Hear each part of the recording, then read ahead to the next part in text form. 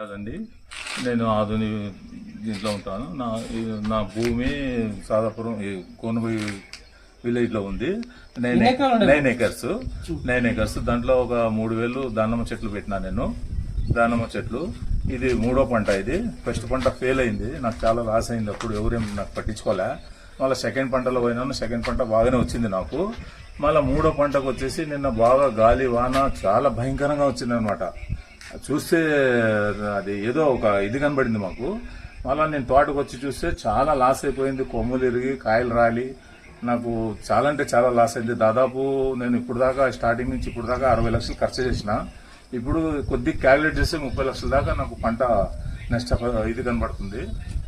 దీనికి నేను డిపార్ట్మెంట్ వాళ్ళకి చూసుకొని ఎవరిని ఫోన్ చేయాలని కనుక్కొని డిపార్ట్మెంట్ వాళ్ళకి ఫోన్ చేస్తే ఈ ఏరియా నాకు రాదు, రఘువీర అనే వ్యక్తికి వస్తుంది, ఫోన్ చేయండి అంటే ఆయనకు 10 నుంచి ఫోన్లు చేస్తాను, ఫోన్లే ఎత్తడంలే ఆయన.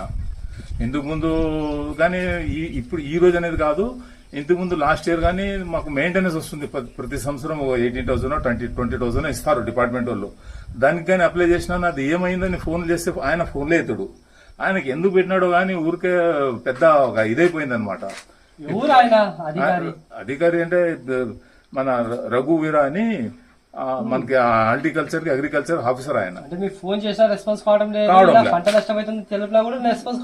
వేరే వాళ్ళకి చేసిన ఫోన్ చేస్తే వాళ్ళు బాగానే పాపం రెస్పాన్స్ ఇచ్చినారు వాళ్ళు. మనకు రాదు ఇది, ఆయనకు రఘువీర చేయండి అంటే ఆయన ఫోనే ఎత్తడంలే. కానీ ఒక్కొక్కసారి ఫోన్ బిజీ వస్తుంది. బిజీ వచ్చిన తర్వాత ఆయనకి కాల్ పడి ఉంటుంది కదా, నంబరు చేయాలి కదా, ఎవరు ఇంత చేస్తున్నారు కాల్ అని, అది కానీ చేయడంలే. మీరు కానీ చేసి చూడండి, ఆయన ఏం రెస్పాన్స్ ఇస్తారో తెలుస్తుంది. 9 ఎకరాలు. 9 ఎకరాల్లో మొత్తం దానమనే 3,000 చెట్లు ఉంది. 3,000 చెట్లు. దీనికి మెయింటెనెన్స్ కానీ తీసుకున్నాము, ఒక సంవత్సరము మెయింటెనెన్స్ తీసుకున్నాము, అన్ని తీసుకున్నాము. చాలా అంటే చాలా లాస్ అయిపోయింది. దీనికి ఎవరు అధికారులు వచ్చి కొద్దిగా మాకు హెల్ప్ చేస్తే బాగుంటుందని మేము కోరుకుంటున్నాము. ప్రభుత్వం నుంచి ఇప్పుడు ఏమైనా సహాయం అందించాలి? అవునండి, ప్రభుత్వం నుంచి ఏమన్నా సాయం, ఆయన రావాలా, ఆఫీసర్ వచ్చి సర్వే చేసి ఏమైంది ఏం జరిగింది రాసుకుని పోయి మాకు నష్టపరిహారం ఏమొస్తుందో ఇప్పిస్తే బాగుంటుంది. లేకుంటే నేను చాలా లాస్ అయిపోతాను. లేదండి, లేదు, ఎవరు ఇంతవరకు ఇలా వర్షం వచ్చింది ఇది అయ్యిందని అసలు ఒక్కరు కూడా వచ్చింది లేదు. నిన్న సాయంత్రం 4:30 నుంచి 5:30 వరకు గాలి వాన. గాలి అయితే చాలా భయంకరంగా గాలి. అక్కడంతా పెద్ద పెద్ద మాన్లు పడిపోయినా, అక్కడంతా మొత్తం లూజ్ అయిపోయినామండి. ఫౌండేషన్ లూజ్ అయిపోయింది, చెట్లు ఫౌండేషన్ లూజ్ అయిపోయినాం అనమాట. లూజ్ అయిపోయినవి. అది ఇప్పుడు దానికి ఏమన్నా ఫుడ్ ఇచ్చినా గానీ దాని ఏర్లు తెగిపోయినావు అనమాట. ఫుడ్ తీసుకోదు, అయిన కాయలు గానీ డెవలప్ కావు. ఇంకా లాస్ట్ ఆటికే నిలబడిపోతుంది అది.